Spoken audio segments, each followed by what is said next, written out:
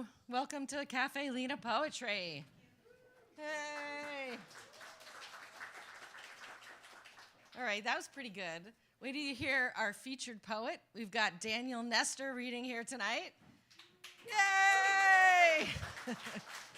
Now we're even more excited.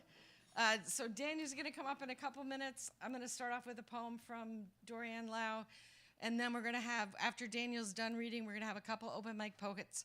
We'll take a break, and then we'll finish up with all our other open mic poets. I think we have a good list of readers tonight. So I'm going to start off with this poem by Dorian. It's called In Any Event.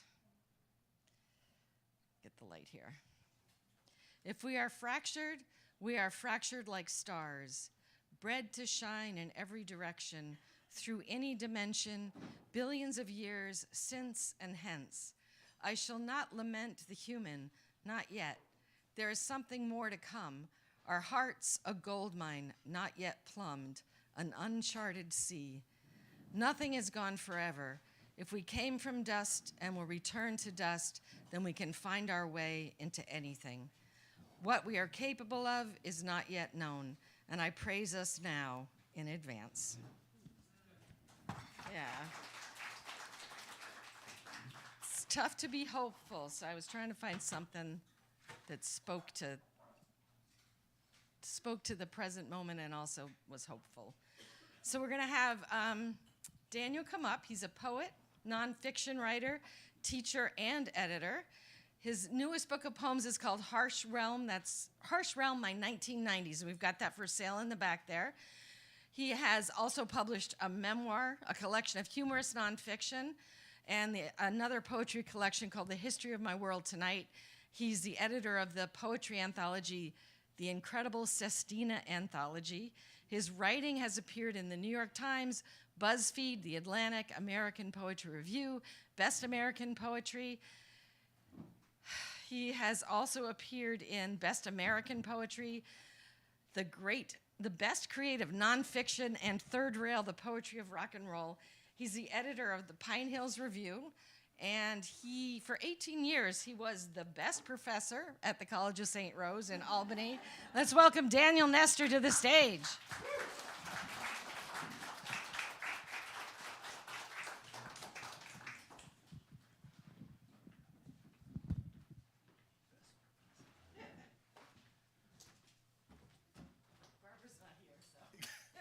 Thank you, Carol. The best thing was not in my bio.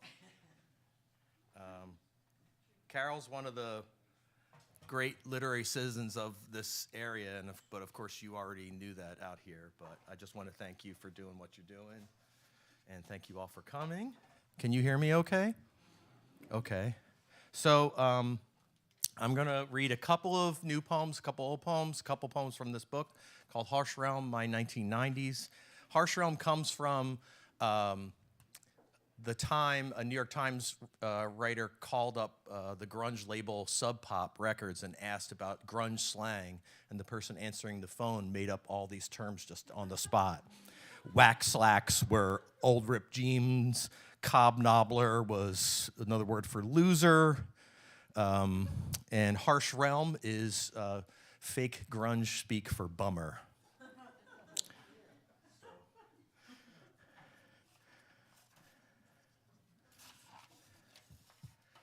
Figuring out my lay of the land here. This is called Poem for the Novelist Whom I Forced to Write a Poem, and it's for Christina Escunas. You left before I could say you didn't have to do it. Instead, you mailed me this wonderful hybrid, this laundry list you never see anywhere anymore. To put it simply, I cried. We poets always leave those things out and focus on the birds at the feeder as if they could tell us anything, ever. You told me you watch boxing. When I said you were as old as my mother, I didn't mean to make you feel old or try to make you my mother. I was trying to give you the details. But now I read that you believe in God, and so do I think, and I've got to thinking maybe there's a novel in me yet. Then I look on my desk, the obese orange left over from lunch, and I'm reminded why Frank O'Hara said he didn't paint. He needed details. And I think you are a poet, Christina, a Greek goddess, a descendant of Caffe who, like me, tries to get all the details down. So when you go back to that novel of the child in Japan searching for the clear magic stone, remember the cold afternoon you sang a different tune and switched teams. We'll miss you over here. We need people like you. Mix up your punches and remember the never-ending lists, the long, otherworldly story.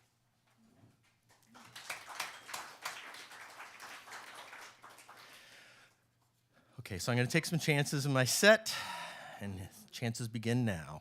This is called Ruby in Paradise, and it's Dateline Philadelphia 1993, 1999, and it's dedicated to a friend I recently reconnected with, DJ Crystal Clear.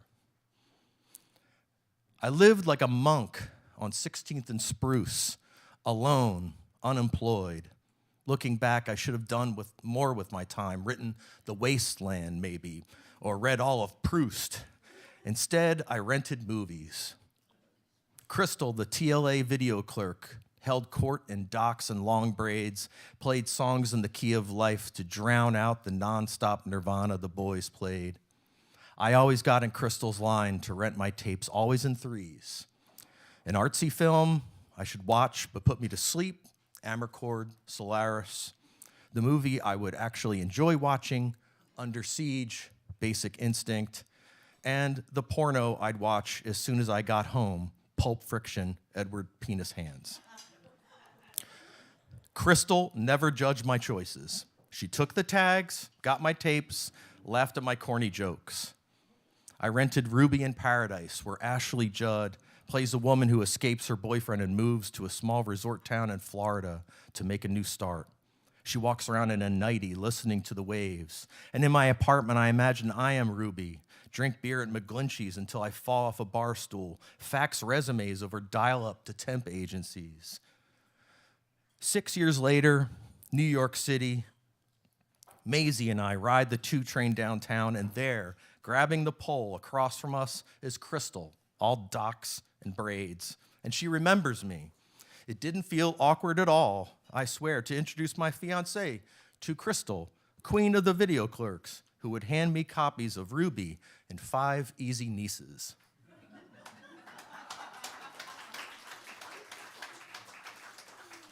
I sent it to her. I'm going to dedicate this to Will, a native of Saratoga, who is a great musician. This is called The Death of College Rock, September 5th, 1995. I'm drunk on a Tuesday at the old knitting factory and stumble into Milano's on Houston, where by chance the MTV Video Music Awards is on. Drew Barrymore presents the Video Vanguard Award to REM, and I am 15 again, pogoing in the mud in Piscataway, hearing Michael Stipe sing for the first time. I wore white jeans and a Corona poncho to the gig. I cut off the jeans, chucked the poncho, and wore a Murmur shirt for months. I thought I'd outgrown band worship, but watching REM on the screen feels as if my childhood had won, as if arty kids everywhere had won. The feeling does not last. Not much later, Hootie and the Blowfish play their hit, Only Wanna Be With You. If you were to establish which songs were objectively awful, this song would be the index case against which all other objectively awful songs were compared. Hootie wears a backwards baseball cap, and the Blowfish are all in cargo shorts. As they play, the audience bobs their arms, waves like they're at a frat house. And then comes the real atrocity. After the guitar solo, the Blowfish stop strumming and raise plastic cups. We'd like to drink this to REM, Hootie says.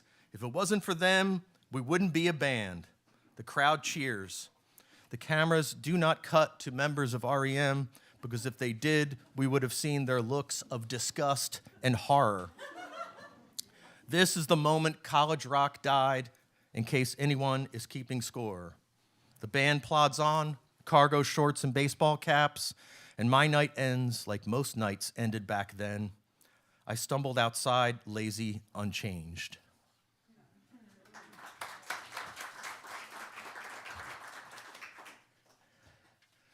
skipped a poem. This is called The Drummer in Our Band Tells Us He's a Virgin. It's a true story. We're arguing over arrangements again, and Albert speaks with heavy reverb and a microphone meant for floor toms. I'm a virgin, he says, just out of the blue. Everyone stops to look at each other. The singer looks at me at the bass player looks at the lead guitarist, who looks at me, and I look at the drummer. For 3 years, every Tuesday, this grown man with curly hair and Hawaiian shirts has held the bottom of our hard rock combo, and now, as we pick apart each other's inexorable 16-bar solos, he comes out with such a revelation that everyone turns down their volumes and sits. One night, I sat through a production of Kabuki Othello. I arrived drunk and rowdy and burped out loud when I heard this demonstrative and overblown Iago milk his lines a minute alone to say the word honest. My head aches just to recall our covers of the hair metal Kurt Cobain supposedly killed. I say, it's okay, Albert. Honesty is the bravest form of music. The singer agrees. The bassist consummates the chord progression, shuffles his pristine white sneakers, and our virgin drummer wipes his thick glasses clean and takes it from the top with a knock of his sticks. We play the next triptych from the fake book, and my arm windmills. We're pure again. Metal will return again. We wait for silence, wait for Desdemona to die.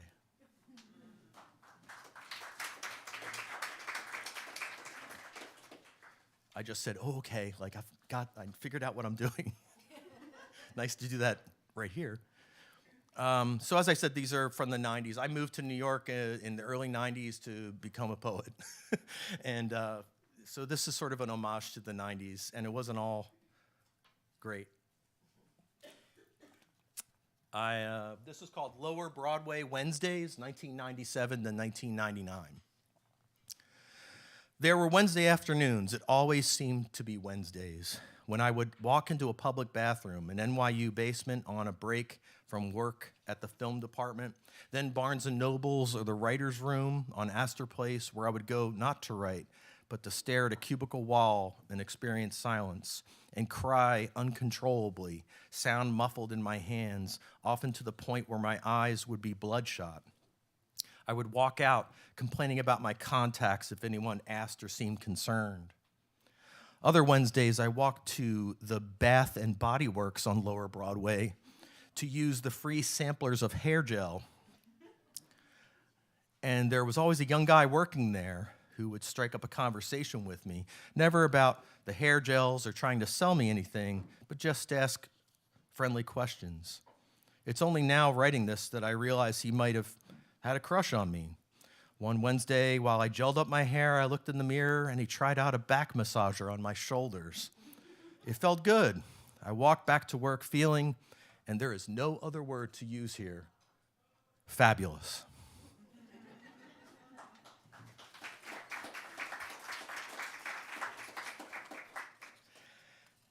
So I always blow past explaining things about poems.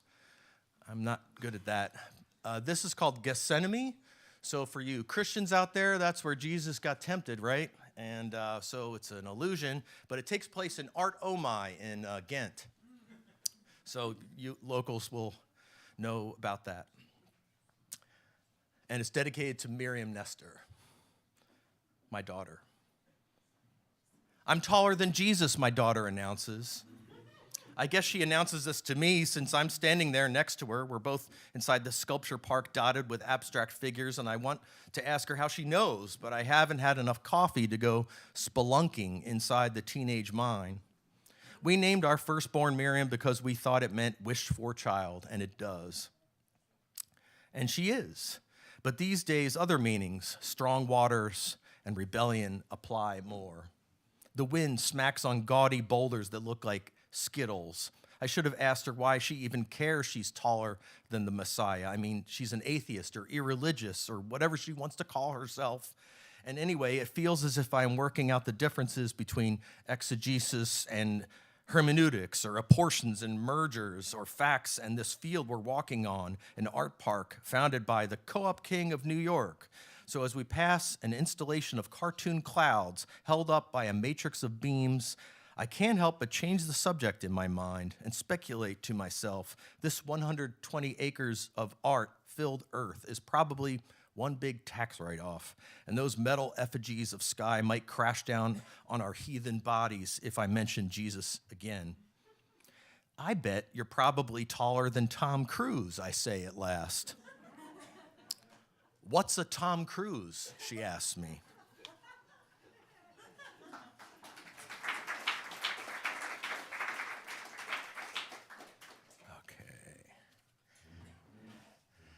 So like I said, I moved to New York in the 90s, and I wanted to study under these great poets. I assume there's some poets studied with Sharon Olds and the late, great Philip Levine, right? So I wanted them to adopt me, and that did not happen.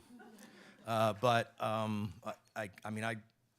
from a blue-collar background, so I just wanted to be Philip Levine's kid. It didn't work out that way, but I love his poems, and this poem is it's subtitled after Philip Levine's On the Meeting of Garcia Lorca and Hart Crane. Mine is called On the Meeting of Frank O'Hara and David Lee Roth. Greenwich Village, 1961. Of course, Frank's loaded, and he has no clue this 7-year-old will grow up to be the lead singer of Van Halen. Manny Roth, his uncle, welcomes his nephew to Caffe. He sets him on a stool. A steel drummer sings calypso. David Lee bumps into Frank, who stumbles in from the San Remo after hours of gossiping with abstract expressionists. No one is of their right mind. Folk singers haggle with Manny over stage time. David joins the hootenanny, sings along. His uncle tells him, "Don't be humble, kid. You're not that good." No poem will come from this chance meeting on McDougal Street, if it ever did. But have you ever discovered the two giants walked the same block on the same day in New York City and wondered if the world changed? That if something like that can happen, God really does exist? That if something like that can happen, it explains why myths always win in the end. To review, in 1961, the future lead singer of Van Halen and the son of a doctor in Beverly Hills visits his uncle Manny Roth and has the first taste of the stage. Also in 1961, 3 years before he dies, a poet drinks in the same neighborhood. Did they really meet? Did Frank ever step inside that folk bar, maybe to attend to his boredom? Frank still collapses on Fire Island. The future Diamond Dave will kick his legs up and sing about ice cream men. He will act like he has forgotten the words to his own songs and how the only people who put iced tea in their whiskey bottles is the Clash. I do not want to make this any more than it is, but I can't help myself. I also don't want to cover this story with more earth and grass and prose and hide what this is really about, which is how I wished for the meeting of these two humans, both too wild for their imaginations, and yet cannot shake this idea of how I might die without having written at least one perfect poem about a city that defeated me over the course of 12 years, and yet could withstand this pair of lunatics without even capturing one biographer's imagination, even as a footnote. All I've ever done in my life is sing along.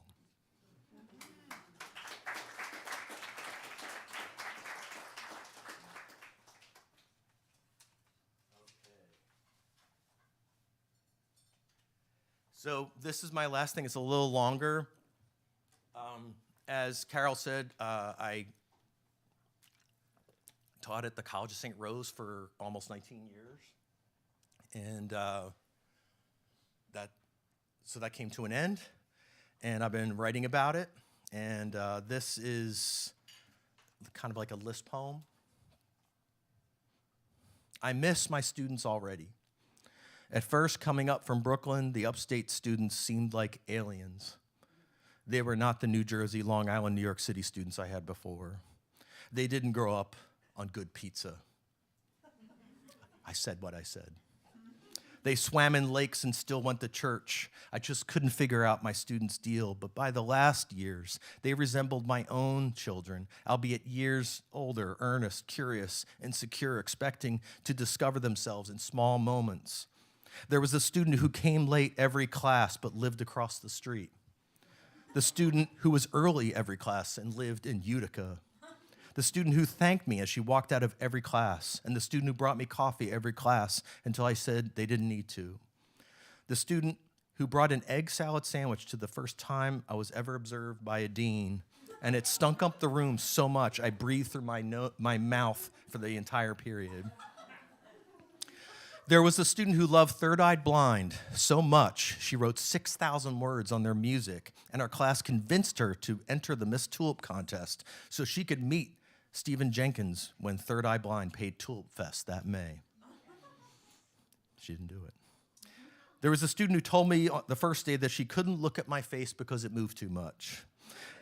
There was a student who, in 2007, wrote a research paper about the medical benefits of small doses of LSD, something called microdosing, and it should be legal, and everyone, myself included, thought this student's views were insane. There was the student who tried to recruit me into their churches, the student who knitted X-rated underwear for friends during class, the student who only wrote about the Buffalo Bills, the student who only wrote about the Dave Matthews Band concerts in Saratoga, the other student who only wrote about the Dave Matthews Band's concerts in Saratoga, the student who fell asleep every class and now lives in Japan and is a VP for a private equity investment bank. There was the student who wrote a blog exclusively about 80s albums by the Moody Blues. There was a student, actually many students, who showed up in the middle of the semester and wrote emails asking, "What did I miss?" There was a student who memorized every one of her poems for her performances when she didn't even need to, but challenged herself because she was a fan of slam poetry and wanted to learn how to perform for her students when she became a teacher. She's from Saratoga. There was a student who never laughed at my jokes, but then told me years later that I was the greatest teacher they ever had. There was a student who dealt pot to other students before class and then wrote about it in the third person. There was the student who did a perfect imitation of me and even went so far as to wear the same off-brand Western-style shirts I wore for one of his performances in my voice. There was the student who once made a TED Talk-style presentation about the drama and controversy surrounding her ex and friend group at her senior prom at Shenendehowa East High School, complete with slides and charts of all the people involved that lasted 22 minutes and held the class in rapt attention the entire time, followed by an in-depth Q&A session. The student with a 50% attendance who filed a grievance with the dean to get a B+, and the dean told me just to give her the B+, and I did, but then I filled out change of grade forms for every student in my class who got less than a B+ that semester and changed their grades of every other student. There were students, so many students who wrote essays on words and things I'd never heard of before, or otherwise would have to wait years to hear about as an older person. Selected slang and neologisms include, but not limited to, shart, da fuck, Edward Fortyhands, dope, wicked, bro, bruh, brosidin, boss bro, biddy, biddies, betch, betches, boss bitch, body shot, ballin', pre-gaming, try hard, pick me, swag, intersectional, customer, fangirl, fanboy, friends with benefits, fuckboy, lap error, hot with it 1 T, with 2 T's, ratchet, bougie with a G, bougie with a J, creep, creeper, thirsty, white girl wasted, thought, thoughty, salty, crusty, milf, basic, fetch, and making fetch happen. There was the student who also wrote to me after my mom died to tell me that she was sorry and she must have been so proud of me since I was such a great teacher. The student who only wrote about their boyfriends. The student who only wrote about Kesha. The other student who only wrote about Kesha. There was a student who only wrote about unicorns. The student who only wrote about unicorns that had sex with each other. The student who only wrote about unicorns and Kesha. There was the student who wrote love poems all semester about a cat. And in one workshop, a classmate said that it didn't seem reasonable that the cat would be such a jerk, which led to the author saying loudly, "The cat is a boy. The cat is a boy. The cat is a boy." The student who told me he never read any of the books in any of his classes. The student who brought their mom to our midterm conference. The student who brought tea and crumpets to our midterm conference. I miss my students. Thank you.